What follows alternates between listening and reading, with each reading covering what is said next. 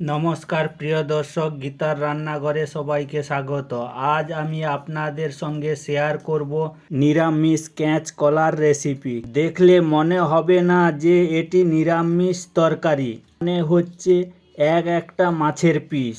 খুব সহজ বানানো আর খেতেও দুর্দান্ত লাগে। নিরামিষ কাঁচকলার রেসিপিটি বানানোর জন্য এখানে 3টি কাঁচকলা নিয়েছি, ধুয়ে নিয়েছি। এবার কলার 2 পাশটা কেটে বাদ দিয়ে 2 টুকরো করে কেটে নেব।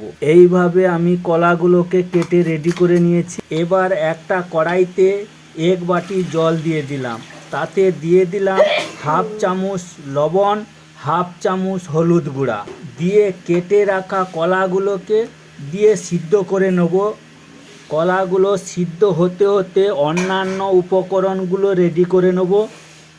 একটা মিক্সি জারে 2-3 টুকরো আদা, 2-3টে কাঁচা লঙ্কা, পানমৌরি 1 চামচ, 3-4টে এলাচ আর হাফ চামচ ধনিয়া গুঁড়া, হাফ চামচ জিরা গুঁড়া, 1 চামচ কাশ্মীরি লঙ্কার গুঁড়া আর 2টো টমেটোকে কেটে কেটে দিয়ে দিলাম।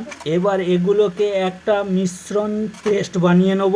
এইভাবে আমি একটা পেস্ট বানিয়ে নিয়েছি, দেখতে সুন্দর হয়েছে।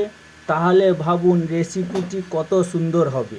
এদিকে কলাগুলো আমার সিদ্ধ করা হয়ে গেছে, নামিয়ে নেব। কিছু সময় রাখার পর কলাগুলো ঠান্ডা হয়ে গেছে, এবার খোসা ছাড়িয়ে নেব। এইভাবে এক এক করে সবই কলার খোসা ছাড়িয়ে নিলাম। এবার একটা গ্লাস দিয়ে এইভাবে হালকা হালকা চাপ দিয়ে একটু চ্যাপ্টা করে নেব কলাগুলোকে।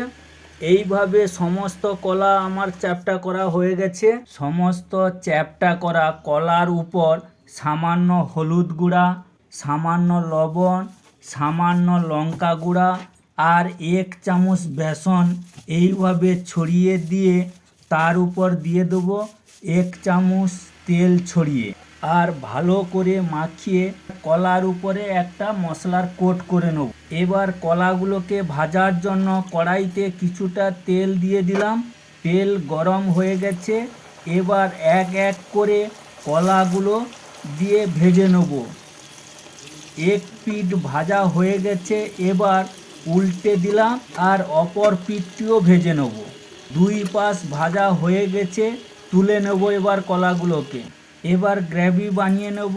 তার জন্য কড়াইতে দিয়ে দিলাম 3 চামচ তেল। এবার দিয়ে দেবো 2টো তেজপাতা, 2টো শুকনো লঙ্কা, 1 চামচ গোটা জিরা, 1 চামচ 5 ফোড়ন। খাড়া মশলাগুলোকে একটু নেড়ে এবার দিয়ে দেবো মশলা টমাটোর পেস্টগুলো,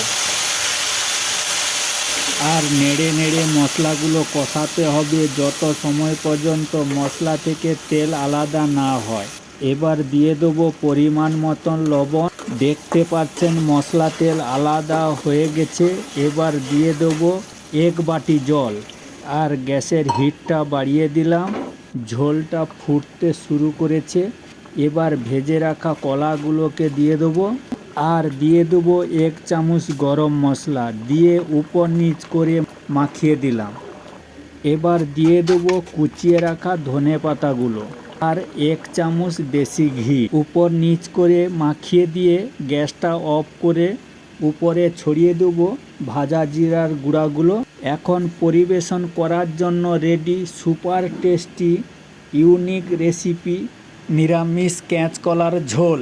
এই রকম ইউনিক রেসিপির নোটিফিকেশান পেতে আমাদের চ্যানেলটিকে সাবস্ক্রাইব করে বেল আইকন বাজিয়ে দিন। সবাই ভালো থাকবেন। এখনকার মতন